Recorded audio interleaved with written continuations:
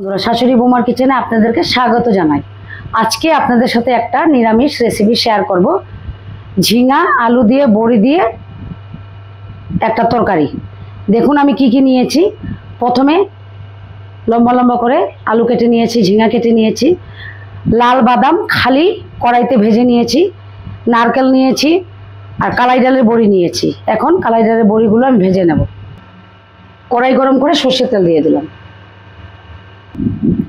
এদিকে আমি বাদামটা নারকেলটা বেটে নেব অল্প জল দিয়ে। গরম হয়েছে না? গরম তেল গরম হয়ে গেছে, এখন বড়িগুলো দিয়ে দেব। সবসময় যখন বড়ি ভাজবেন তেলটা ভালো করে গরম করে নেবেন, নাহলে একটা কাঁচা তেলের গন্ধ করবে বড়িতে। দেখুন বড়িগুলো ভেজে নিলাম। আমরা দেখবেন ঝিঙে দিয়ে তো অনেক রকমের রেসিপি খেয়ে থাকি, এরকম অল্প বানিয়ে খেয়ে দেখবেন, অন্যরকম স্বাদ একটা লাগবে। নারকেল দিলে যে কোনো তরকারিতেই স্বাদ বেড়ে যায়। অল্প সর্ষের তেল দিয়ে দিলাম, তেলটা গরম হোক। দেখুন বাদামটা নারকেলটা আমি বেটে নিয়েছি, এভাবে পেস্ট করে নিয়েছি। সম্বাসে আমি কালো জিরে দিলাম, অল্প হিং দিয়ে দিলাম।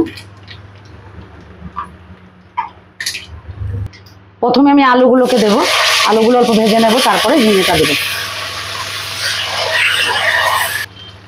দেখুন আমি আলুটা অল্প ভেজে নিয়েছি, এখন ঝিঙেগুলো দিয়ে দেব। ঝিঙে দিয়ে এখন হলুদ আর নুনটা দিয়ে দেব। 1 চামচ নুন দিয়ে দিলাম, 1 চামচ হলুদ গুঁড়ো দিয়ে দিলাম।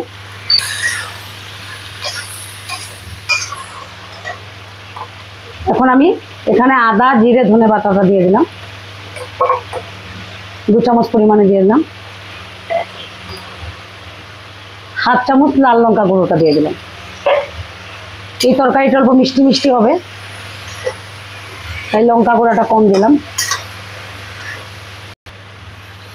আমি নারকেলটা আর বাদামটা অল্প জল দিয়ে গুলে দিয়ে দিলাম। এখন আমি এটা আরো ভালো মতন 5-10 মিনিট কষিয়ে নেব। দেখুন আমি ঝিঙে আলুটা কষিয়ে নিয়েছি, এখন মিক্সিটা ধুয়ে অল্প জল দিয়ে দেবো। অল্প জল দিয়ে দিলাম।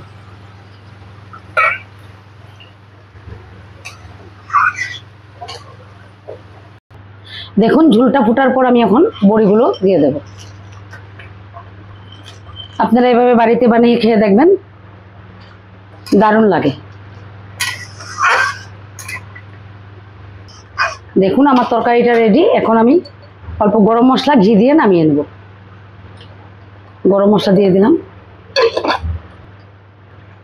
আমি বাজারের গরম মশলা ইউজ করি না, ঘরে বানিয়ে ব্যবহার করি। আপনাদের সাথে আমি আরেকদিন শেয়ার করব। যদি আপনাদের এই রান্নাটা ভালো লেগে থাকে লাইক করবেন, শেয়ার করবেন, আর আমার চ্যানেলটাকে সাবস্ক্রাইব করে দেবেন। আর আপনারা পাশে থাকবেন।